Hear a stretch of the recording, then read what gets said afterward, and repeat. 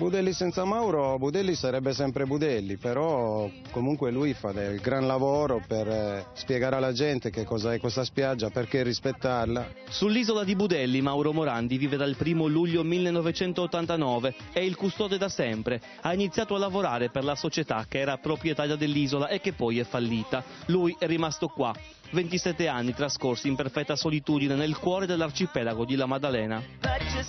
Ora l'isola della meravigliosa spiaggia rosa l'ha rilevata il Parco Nazionale e per il custode 77enne è in arrivo un avviso di sfratto. Per difenderlo è iniziata una raccolta di firme con 16.000 adesioni da tutto il mondo.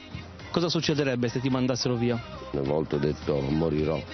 No, non morirò senz'altro. Mi andrò a cercare un posto brutto in Sardegna per finire la mia vita un po' in tranquillità. Per salvare la spiaggia rosa vige il divieto di balneazione e ormeggio. Ci sono i cartelli ma nessuno si preoccupa di controllare. Non c'è una guida e neppure un servizio di raccolta dei rifiuti. Il Parco Nazionale, che ha speso 3 milioni per acquisire Budelli, ha come primo obiettivo quello di sfrattare Mauro Morandi. La sua casa, dice il presidente, non è sicura e lui non può essere certo assunto come custode. Io sono qua 24 ore al giorno, pensa che c'è della gente che arriva di notte a fare il bagno. Ma intanto qualcuno viola i divieti anche in pieno giorno. Ehi!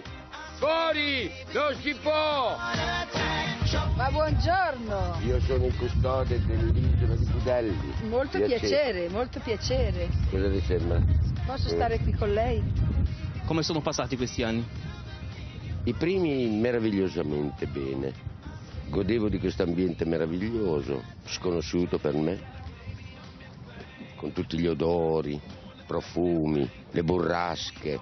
Poi è cominciato invece l'assalto per conoscere quel matto che vive da solo su un'isola deserta. I turisti che arrivano qui ogni giorno fanno il tifo per Mauro, dalle barche lo salutano e di tanto in tanto gli fanno un applauso. E tutto quello che racchiude Budelli, dentro c'è Mauro. Se lo mandano via tolgono la parte magica di Budelli. Mauro!